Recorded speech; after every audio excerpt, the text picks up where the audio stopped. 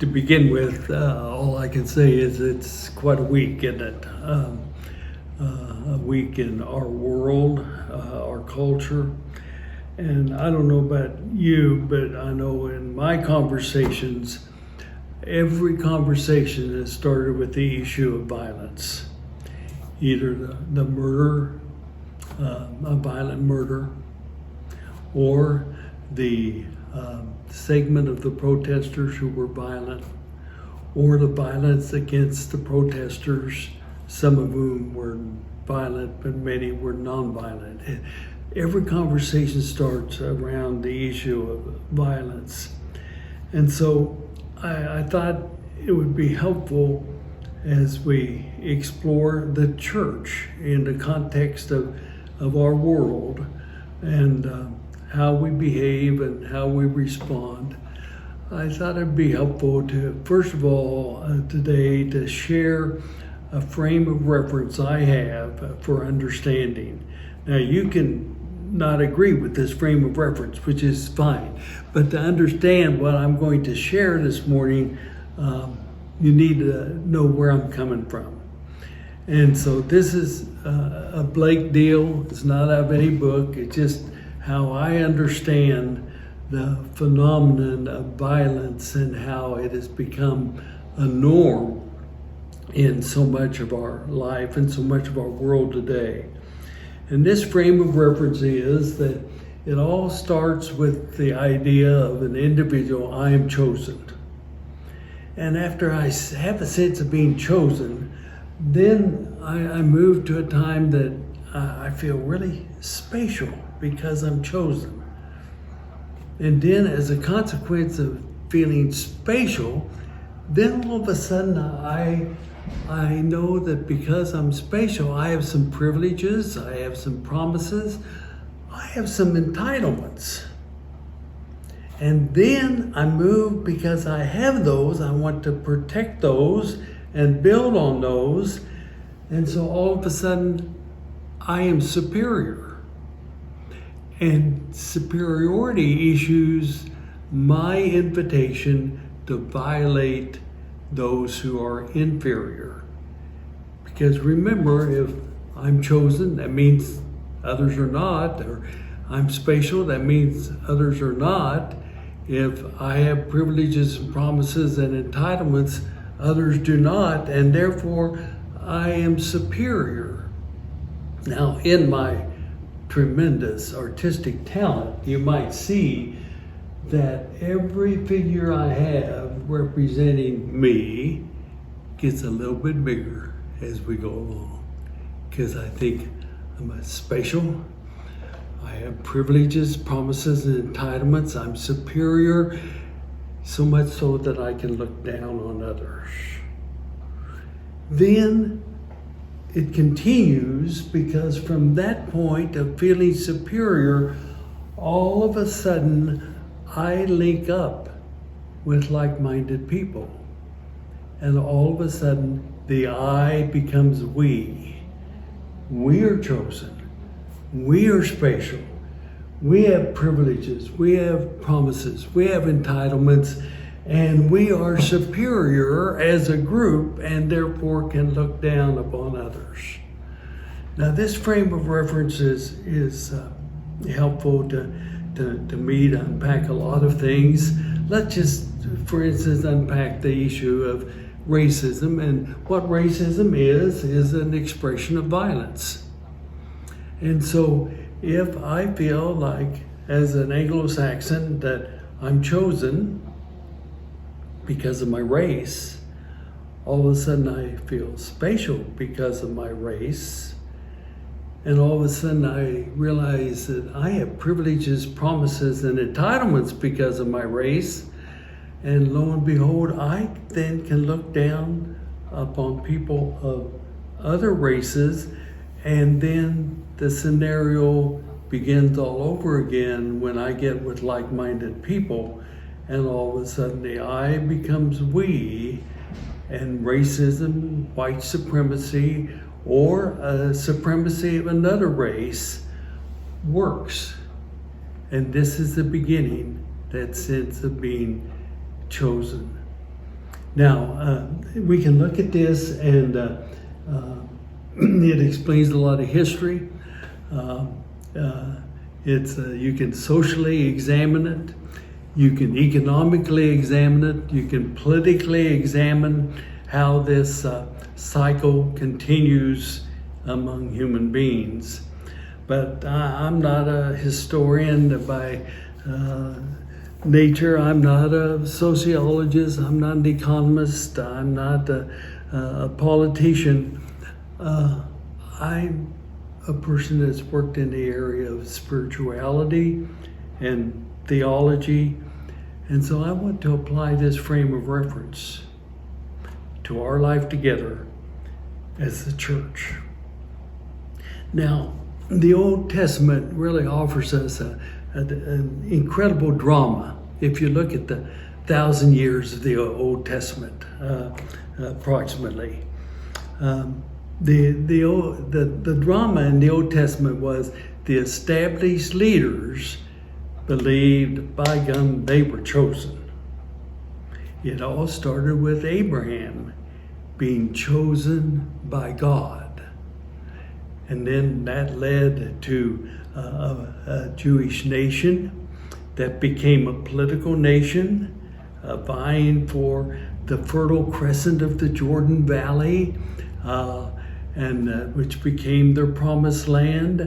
And so all in the history of the Old Testament and in the drama that is shared in all of the stories of the Hebrew people, the established leadership of the Hebrew community believed they were chosen. They were special. Indeed, they had privileges and promises and entitlements, and this moved into corporate understanding. And of course, what was their privilege as the Hebrew people? They had the Holy of Holies in the temple, where the high priest could actually be in the presence of God annually. What a privilege for the high priest to be in the presence of God. They had the promise of the Fertile Crescent in the Jordan Valley, their promised land.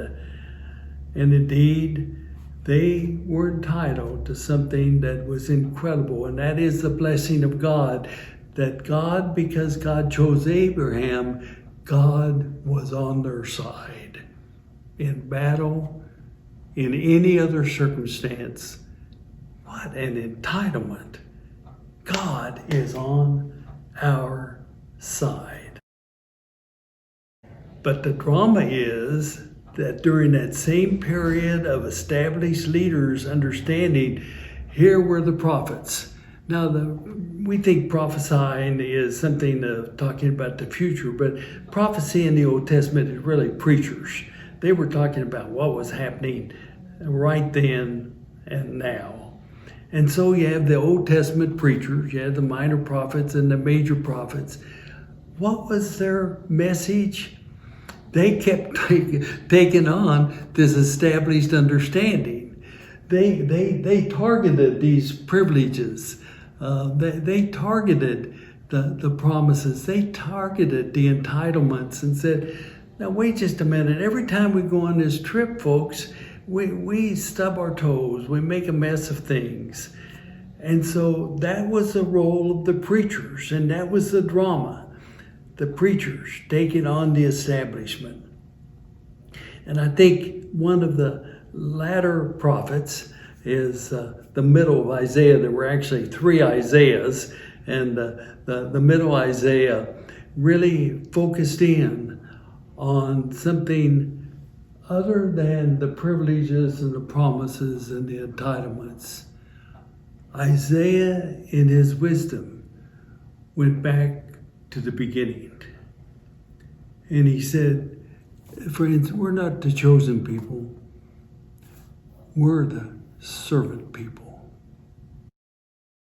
And so Isaiah attacked the very beginning of the syndrome that, in his opinion, led to the Hebrew people being unfaithful to their God. Now, this was a world that Jesus was born into. He was a child of a Jewish family. He was learned as a child. He understood the tradition of the establishment, but he aligned himself with the prophets. Some have said Jesus didn't preach anything new. The difference with Jesus was that the words of the prophets became flesh in Jesus. The Word became flesh. And so Jesus took on the tradition of the prophets, what they said, and he lived that out. And he proclaimed it. And the author of the Gospel of Matthew, as he put together his narration of the life of Jesus, captured so many of his central teachings at the beginning of the book that we refer to as the Sermon on the Mount. But listen to what Jesus said in this opening 3 chapters of Matthew 5 to 7. And Matthew 7, judge not, that you be not judged. For with the judgment you pronounced, you will be judged, and the measure you give will be the measure you get. Why in the world do you see the speck in your brother's eye, but do not notice the log that is in your own eye? Or how can you say to your brother, take the speck out of your eye when there's the log in your own eye? You hypocrites! First take the log out of your own eye, and then you will be able to see clearly the speck out of your brother's eye. Taking on any sense of superiority, taking on any sense of privileges, any sense of spatialness, any sense of entitledness. Jesus, in the tradition of the prophets, just took that on. And you see, Isaiah's message was so clear. It isn't that God is on our side. The question for Isaiah was, are we on God's side? And that also is the question that Jesus continually asked those who followed him. Now, that brings us up to Jesus' day. What about the last 2,000 years? Well, lo and behold, the last 2,000 years continues that drama. For indeed, the primary image of the church in the New Testament is the chosen people of God. And that's been a significant understanding of many people in the life of the church for 2,000 years, that we are the chosen people of God. Remember, if we're chosen, others are not. If we're special, others are not. If we've got promises and if we've got entitlements, others do not. And if we're superior, others are not. And we can look down upon them.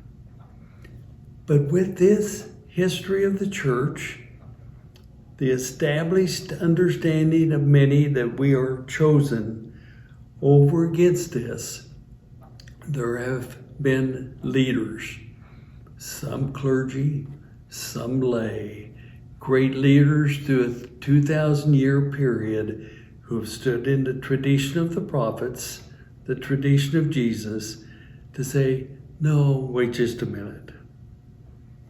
There's another way to look at it. Let's go back to the beginning and look. And instead of saying, I'm chosen, I am a servant. Instead of saying, I'm spatial, I'm equal.